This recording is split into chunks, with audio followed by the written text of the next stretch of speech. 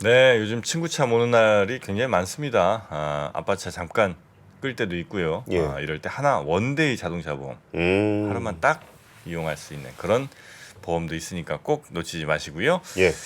자, 그러면 뉴스 3 한번 시작을 해볼까요? 예, 시작하겠습니다. 네.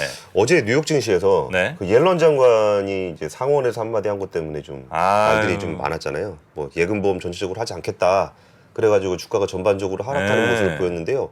그리고 좀 이렇게 저희 3프로 TV에서 따끔하게 네. 잘못 발언한 거 아니냐 우리가 한번 혼냈죠. 혼냈죠. 네. 그때 바로 말을 바꿨습니다. 아, 그렇습니까? 오늘 옐런 장관이 하원에 가서 네. 위기 전염을 신속히 막을 수 있는 중요한 도구들을 사용했고 했죠. 앞으로도 다시 사용할 수 있는 도구들이다 라고 얘기를 해서 미국 증시 주가를 보면은 막판에 다시 끌어올렸습니다. 참 이분들 그 단어 선택 뭐 이런 것들을 보면 참 뭐랄까 그냥 느낌은 약간 그 민물장어 미꾸라 어떻게 이렇게 그냥 살살살살 단어들을 잘 선택하는지. 예, 아무리 봐도 어제 본인 발언 때문에 증시가 출렁인 거를 좀 의식을 한 듯한 발언이었는데요. 뉴욕 증시 마감 상황을 함께 보시면은 다우존스, 그러니까 이게 쭉 내려가다가 그 발언 나오면서 좀 올랐습니다. 그리고 다우존스도 강보합으로 마감을 했고 나스닥은 1% 넘게 올랐고요. 네. S&P 500도 한 0.3% 0.3% 정도 올랐습니다. 그리고 그 제널 장관이 이날 하원에 출석해서 이제 은행 시스템에 대한 추가 조치를 할 수 있다라고 좀 밝혔는데요. 그리고 근데 은행 관련 주가들은 그렇게 좋진 않았어요. 이날도 약세를 보였는데 그 은행 관련해서 우리가 그 제가 몇 번 얘기했었는데 그 기억나세요? 그 은행 지수 3배 먹는 거. 이 은행 지수 3배? 예, 예, 은행 대형주의 3배 네. 먹는 ETN 아, 한국 사람들이 엄청 사고 있다고. 네네네네. 그게 이제 그 은행주가 워낙 폭락을 했으니까 거기다가 이제 베팅을 하신 분들이 되게 많았는데 그날 유난히 주가가 많이 올랐습니다. 막 하루 만에 12% 오르고 막 그랬는데 네. 그래가지고 역시 한국의 강심장들이 많다. 용의 심장으로 이 떨어지고 있는 칼날을 잡아서 끄집어 올렸던 한국의 그 서학개미 분들 뭐 죄송한 얘기지만 주가 함께 보시면은 네. 요 날이 12% 올랐던 날이거든요. 요 날이 그쯤에 예, 쫙 여기가 올라갔던 쫙 날. 올라갔던 날. 네. 그리고 지금은 여기 내려와서 있습니다. 아유. 5일로 보면은 마이너스 한 8% 정도. 저 3배로 이렇게 들고 계시면 저는 손실이 좀 크다고 봐야 되는 거죠? 그러니까 7%의 3배가 되는 게 아니라 3배가 돼서 7%. 그렇게. ETF니까 여러 종목이 같이 있습니다. 그래서 요때 한번 신나게 야, 거 봐라. 여기 뭐 딱 배팅한 거 되지 않았냐. 네네. 그리고서 이제 빨리 파셨다면 괜찮았겠지만 네. 아직까지 보유하고 계시다면은 좀 좋진 않았습니다. 네. 그리고 옐런 장관의 발언을 두고서 제가 어제 몇몇 전문가들하고 좀 얘기를 해봤어요. 옐런 장관의 발언을 어떻게 해석해야 되냐 그랬는데 일단 그 너무 발언의 의미를 크게 둔 거 아니냐라는 반응이 좀 대부분이었습니다. 일단은 그 발언 장소가 국회예요. 다른 데가 아니라. 그러니까 다른 데 그냥 자기 사무실에서 하는 거나 아니면 프레스를 그러니까 기자들을 상대로 할 때는 이 뱅크런을 수습하기 위해서는 굉장히 적극적인 발언을 해야 됩니다. 내가 다 보호하겠습니다. 이런 식으로. 설사 한 군데만 보호를 하더라도 분위기는 다 보호하는 것처럼 얘기를 해야 되는데 국회라는 곳은 어떤 곳이냐라고 보면은 행정부의 조치에 대해서 비판을 하는 곳이에요. 그렇겠죠. 그럼 네. 뭐라고 비판을 하냐면은 이게 도덕적 해이에 대한 비판을 하는 겁니다. 그럼 그 공간에 가서 옐런 장관이 뭐 다 보호하겠습니다 이럴 수는 없잖아요. 그러니까 이게 보수적으로 발언을 할 수밖에 없는 상황이 있었던 거고 또 하나는 이 퍼스트 리퍼블릭에 대해서 JP 모건 등의 유동성 지원을 했고 추가적인 뱅크런으로 번지는 분위기는 아니었다라는 거예요. 네. 그럼 옐런 장관이 그렇게 얘기를 했던 거는 나머지 은행으로 위험이 전이되지 않을 것으로 볼 수도 있는 거 아니냐. 만약에 문제가 되는 곳이 있을 것 같았으면 그런 얘기 못 하죠. 근데 오히려 그런 곳이 없으니까 뭐 전체적인 예금 보호를 하지 않을 수도 있다라는 게 있었고 네. 또 하나는 되게 드라이한 해석이었는데 미국은 법상 모든 은행의 모든 예금을 보호할 수가 없답니다. 원래. 법적으로? 예. 하긴 뭐 그렇긴 해야 될 것 같아요. 예. 모든 예금을 모든 은행 다 해주면 뭐 어디 은행에선 야 우리 이자 30%씩 줄게 뭐 이러면서 사람 끌어왔다가 그렇죠. 날려도 되잖아요. 예. 예. 그래가지고 옐런 장관이 했던 그 발언은 그냥 행정부가 할 수 없는 일을 할 수 없다라고 말한 것뿐이다. 그래서 큰 의미를 둘 건 아니다. 네, 그래가지고 지금 어제 주가의 움직임은 좀 해프닝으로 봐야 되지 않을까. 아, 그렇습니까? 라는 해석들이 좀 네. 나왔습니다. 그리고 우리나라에서도 예금보호법, 예금자 보호법의 한도를 5천만 원에서 1억으로 올린다는 뭐 그런 얘기들이 좀 나오고 있는데 확실히 이 논의가 되게 오래된 논의인데 이게 딱 사람들 관심이 받잖아요. 예보 관심 받기 쉽지 않습니다. 예금보험공사 뭐 1년에 몇 번이나 이름을 언급하겠어요. 그렇죠. 이거 이름 나올 정도면 예. 굉장히 위험 상황이니까. 그러니까 바로 국회에서 법안 나왔습니다. 이게 꽤 오랫동안 지속되었던 논의인데 이런 이슈가 되니까 바로 법안이 발의가 됐는데 뭐 예금자 보호 많이 하면 좋은 거 아니냐라고 생각하시는 분도 계시겠지만 네. 좀 전에 정프로님 말씀하셨잖아요. 조금 더 위험한 은행이 금리를 높게 해가지고 예금자 보호 한다면 그럼 쫙 빨아가면은 네. 그 높은 금리를 예금 금리를 주려면 더 고리로 자금 운용을 해야 그렇겠죠. 되잖아요. 네. 그런 위험해지고. 위험을 좀 더 네. 크게 가져갈 수 있다라는 부작용도 있다는 점까지 말씀을 드리겠습니다. 네.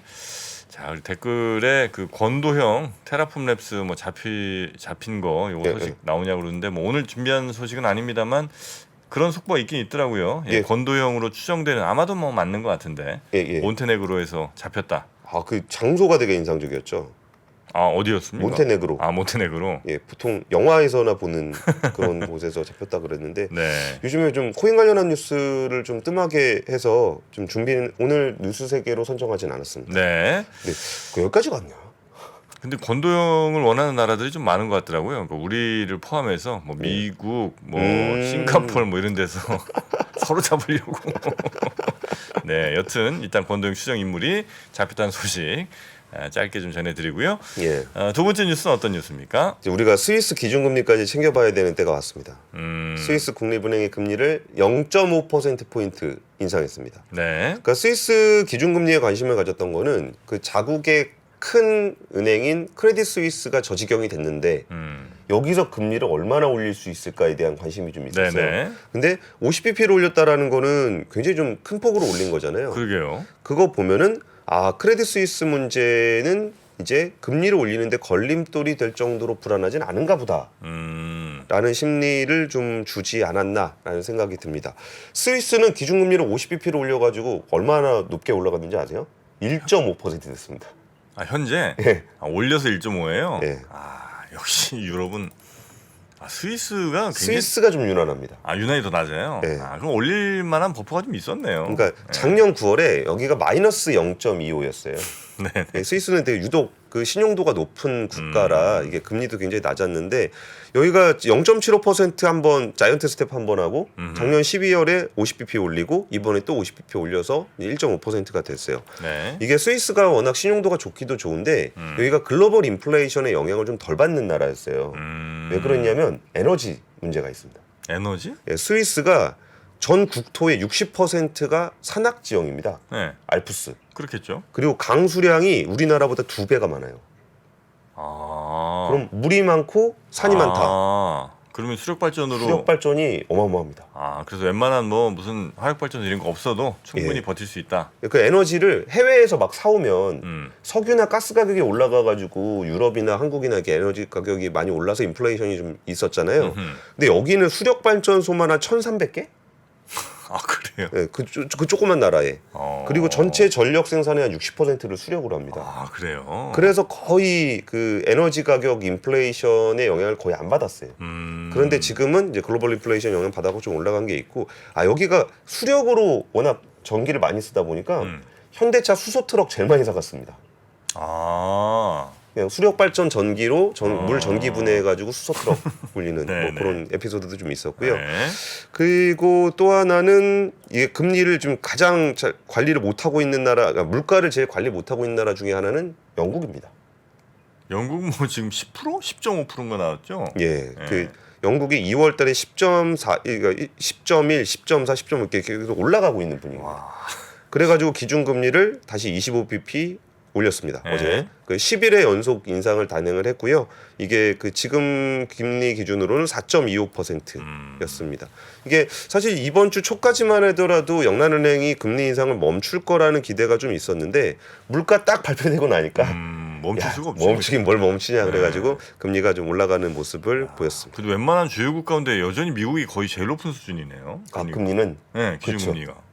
근데 사실 그 미국보다 금리 높게 가져갈 수 있는 용기를 가진 나라는 별로 없습니다. 뭐 한 아르헨티나 정도? 아르헨티나 제가 알기로 아르헨티나 기준금리가 68% 아닌가요? 현재? 네. 아, 그 정도예요. 예, 얼마 전에 그 아르헨티나 다녀오신 분하고 저희가 또 그 제가 잘못 봤네요. 78%. 그러면 1년 내 100만 원 넣으면 1년 후에 178만 원 되는 거예요? 그쵸. 와. 근데 물가가 100% 이상 오르기 때문에 아하. 100만 원 있으면은 물건 네. 사는 거를 이제 그 다음 해가 되면 절반밖에 못 사는. 아니 그래 아르헨티나는 그렇게 뭐 규모가 작은 나라도 아니고. 예. 야, 어떻게 근데 그런 나라 아주 또 뭐 정말 신생 국가도 아닌데 어떻게 1년에 80%씩 이렇게 금리가 대단한 나라입니다. 하여튼 네. 그러니까 이런 상상이 잘 안 가요. 이런 나라는 어떨까? 그 물가가 그죠. 예. 그러니까 뭔가 물건이 남아 날까요? 그냥 돈 있으면 다 물건 사야지. 그 돈 들고 있으면은 반토막 나니까. 1,000원 하는 라면이 갑자기 1년 뒤에 2,000원 한다는 거잖아요. 예. 그리고 뭐 1년 기다린다고 되는 게 아니라 계속 오른다는 거잖아요. 그러니까 이런 나라는 좀 어떤 분위기일까 싶은데 그냥 네. 건너 듣기로는 그냥 또 살다 보면 사라진다. 적응을 또 다 하신다. 그리고 뭐 이렇게 포기하게 된다. 아. 그러니까 처음에는 물건이 있으면 내가 빨리 사재기를 해야지 뭘 해야지 했고 막 되게 호들갑을 떠는데 그냥 계속 그러다 보면은 그러니까 제가 뭐 그냥 하는 얘기는 아니고 그쪽에 좀 연구하시는 분들한테 좀 물어봤었어요. 네, 이런 네. 국가에서 분위기 어떠냐고 그랬더니 뭐 극빈층 같은 경우는 어차피 돈이 없기 때문에 거기에 물가가 올라가서 화폐 가치가 떨어지는 거에 대한 그 충격이 좀 덜하고 뭐 매년 그럼 또 뭐 그럴 수도 있겠어요. 그러니까 그런 분위기도 있다고 네. 하더라고요. 그 아르헨티나도 한번 뭐 제대로 된 또 국가 시스템 금융 시스템이 좀 한번 자리를 좀 잡아야 되지 않을까 예. 생각도 살짝 해보고요. 자, 그러면 세 번째 뉴스도 한번 가보겠습니다. 예, 세 번째 뉴스는 조금 이제 개별 기업 이슈인데요. 그 중고차. 중고차. 예, 현대차가 하반기부터 음. 중고차 사업을 하겠다고 합니다. 이제 한다는 얘기 이제 전에도 좀 있었던 것 같은데 올 예. 하반기로 좀 시기가 특정이 된 모양이군요. 아, 이게 주주총회를 했어요. 거기서 이제 확정을 한 거구나. 네, 주주총회에다가 그 사업 목적에 네. 정관의 사업 목적이 있잖아요. 거기에 금융상품 판매 대리 중개업을 추가했습니다. 그리고 기아 같은 경우도 이 관련 사업의 목적을 추가를 했는데요. 네. 사실 현대차가 지금까지 중고차 사업을 못 하고 있었던 거는 다들 아시다시피 그 중소기업 적합업종으로 지정이 돼 있다가 이거를 영세 사업자들만 할 수 있는 것을 해야 된다, 만다 이런 논쟁들이 좀 있었습니다. 그러다 지난해 중소기업벤처부의 권고에 따라서 올해 5월부터 이제 그 사업을 할 수 있게 돼 있었는데요. 이거를 현대차그룹은 이제 올 하반기부터 인증 중고차 사업을 하기로 했습니다. 그래서 뭐 용인이라든지 뭐 기아 같은 경우는 정읍 이쪽에다가 그 중고차 매매업 등록을 마쳤고요. 전북 정읍. 예, 예. 어. 그리고 현대차가 이제 그 계획들을 중고차 사업 계획은 이미 발표가 됐어요. 네. 근데 보면은 어떤 내용이냐면은 일단 5년 10만 킬로 이내 자사 브랜드 차량을 대상으로 한다. 그러니까 딱 나오자마자 5년 10만 킬로 이내만 하고 이걸 이렇게 규정했던 이유는 그 뒤에 차에 대해서는 나머지 그 중고차 사업자들이 좀 할 수 있게 좀 열어놓은 거예요. 제한을 좀 뒀군요. 예, 그래갖고 뭐 한 텀으로 들어오는 거는 현대차가 하더라도 뭐 두 텀째는 거의 못 한다고 봐야 되겠죠. 5년 10만 킬로 이내면. 그러면 그 뒤에 것도 해주면 좋은데 왜 그러냐라고 했을 때 이게 이른바 상생협약 같은 걸 맺은 거예요. 영세 중소차들이 그거 할 수 있도록 하게 하고 있고요. 한 200여 개 정도의 항목의 품질 검사를 통과한 차량만을 선별한다고 해요. 그러니까 조금 이게 좀 파손이 좀 심하거나 침수차 이런 건 중고차 내놓으면 안 되는데 네. 자꾸 이제 그런 거 내놓으시는 분들이 있으니까 그런 부분들의 품질 검사를 하고 있고요. 그리고 이제 그 중고차 내놓고서 신차 할인해주는 보상 판매도 한다고 해요. 그리고 이제 거기에 그 인증 중고차 전용 하이테크 센터에서 뭐 이게 중고차 들어오면 바로 파는 게 아니고 네. 거기에다 뭐 도색도 새로 하고 뭐 이렇게 고칠 거 있으면 고치고. 고칠 거 있으면 고치고 뭐 이런 거 해가지고 상품성을 좀 높이겠다고 해요. 그리고서 얘기했던 게 그 요거는 좀 좋은 것 같아요. 중고차 통합 정보 포털. 그러니까 내가 중고차의 성능 상태가 어떤지를 네네네. 알 수가 없잖아요. 그 뭐 이런저런 뭐 딜러가 직접 와서 해준다 그래서 경매도 하고 뭐 그러면은 이게 해서 요새 팔아보셨죠? 중고차를요? 네, 네. 요즘은 안 했고 제가 예전에 진짜 중고차 매매를 많이 했거든요. 제 차를 워낙 이제 바꾸는 걸 좋아해갖고 중고차 한 번은 정말 포르쉐 타다가 그 다음 날은 페라리 타다가 뭐 이런 식으로. 예전에 이제 한참 없을 때 요즘은 좀 아닌데 예. 요즘은 아닌데 하여튼 예전에 그 중고차를 정말 많이 샀다가 팔았다를 많이 했어요. 한 번은 이제 샀는데 한 2달 정도 탔죠. 그게 아마 구형 아마 스포티지였던 것 같은데 예. 와, 한 번 저 잠실에 그 한 왕복 18차선 정도 된 되게 큰 잠실 대로가 있어요. 예, 예. 그쪽을 막 가는데 차가 막 이게 꽁꽁꽁 막 이렇게 하는 거예요. 근데 어느 순간 보니까 내 뒤로 옆으로도 차가 한 대도 없는 거예요. 그 넓은 도로에. 예. 무슨 일이야? 이러면서 이제 룸미러를 이렇게 봤는데 예. 그 제 차에서 연기가 막 이렇게 나갔고 앞에 저 화재 사건 난 줄 알고 차들이 다 서갖고 못 달리고 있는 거예요. 터질까봐. 네. 빵빵도 안 해주고. 빵빵도 안 해주고. 막 혼자 그래서 그 넓은 도로를 거의 뭐 잠실에 그 세종대로만큼 넓은 동네가 있어야 하여튼 롯데월드 앞에 이렇게 쭉. 맞아요. 예. 거기를 저 혼자 달렸던 아주 아름다운 추억이 있습니다. 큰 사고는 없으셨어요? 사고는 안 나죠. 저도 이제 그러고 차 세워갖고 그게 이제 아마 스포티지 옛날 스포티지 중에 아마 뭐죠 그 터본지 하여튼 인터쿨러인지 뭐 이런 게 앞에 있는 차인데 예.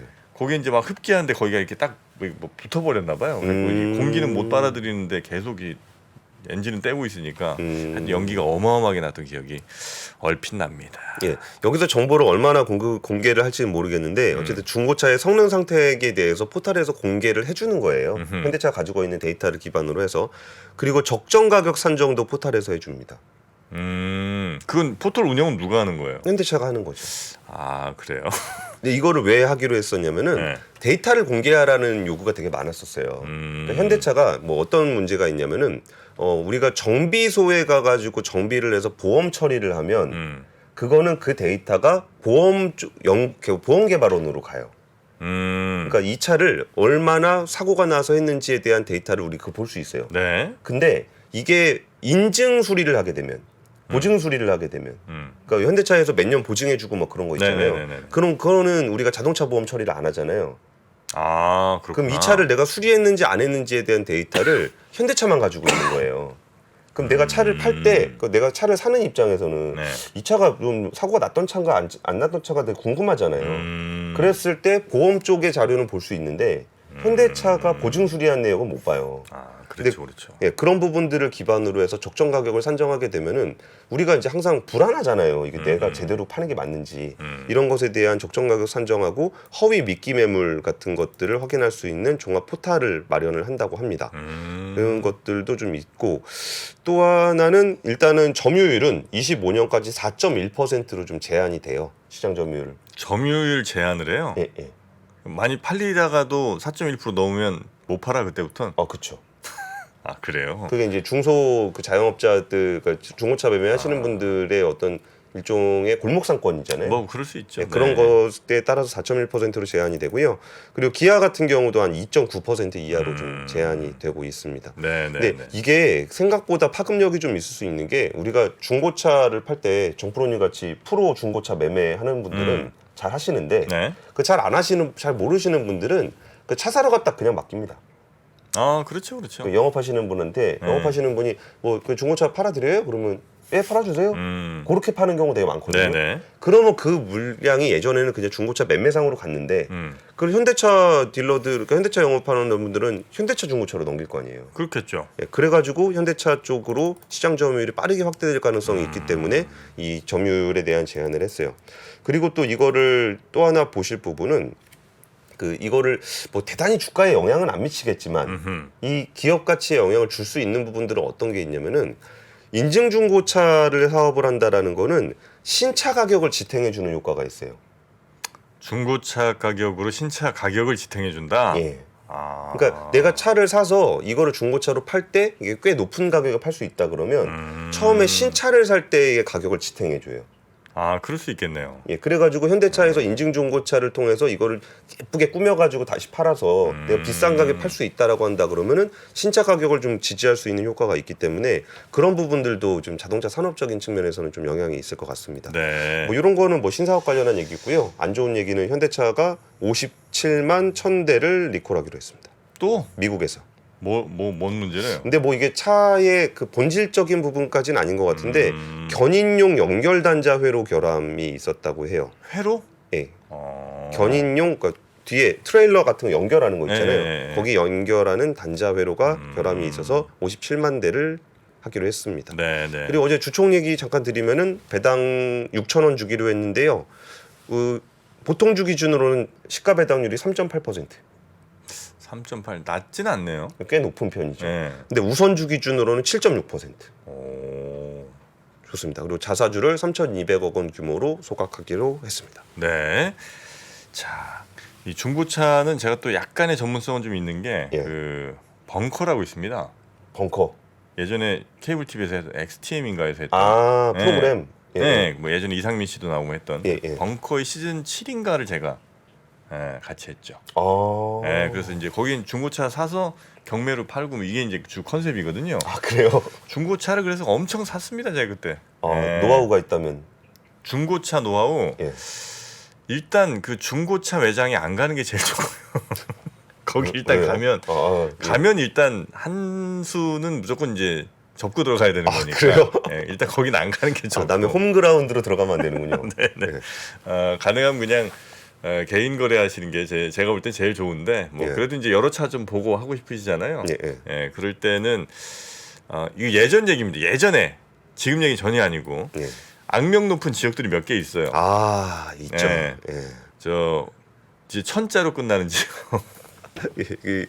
알면서도 저도 얘기할 수 없었습니다. 그 이상 얘기하지 마십시오. 몇 군데 이렇게 거기 무슨 뭐 공원 뭐 이렇게 이름을 끝나는 데 있는데 거기는 가면 그냥 끝났다고 보면 돼요. 그냥 한 돈 1,000만 원 더 그냥 낼 생각으로 가면 모르겠고. 저 어렸을 때 이태원에 옷 사러 가면 형님들이 그렇게 반겨주셔요. 이태원 옷 사러 가고 저 용산에 그 카세트 사러 가고. 형님들이 자꾸 오랜만에 왔다고 이렇게 어깨동무 딱 하시면서 뭐 사러 왔냐고. 웃어야죠 또 그때는. 그래가지고 뭐 그때 저희의 노하우는 체육복 사러 왔다. 체육복. 그렇게 하면 좀 빠져나가요? 이게 싸니까 체육복은 별로 이렇게 차별화도 안 되고 그러면은 형님들이 이제 처음엔 그렇게 하면 놔주셨거든요. 네네네. 나중에는 뻥치지 말라 그러더라고요. 이게 뭐 일부 뭐 어떤 분들은 무슨 저 블로그 같은데 뭐 어디 너트 볼트 뭐 이거 흔적을 보시라 뭐 이런 거 아무 소용 없습니다. 그런 거. 통하질 않아요. 자, 그러면 오늘 뉴스 한번 이 정도로 마무리하고요. 바로 우리 박병창 이사님 모시러 가겠습니다. 예.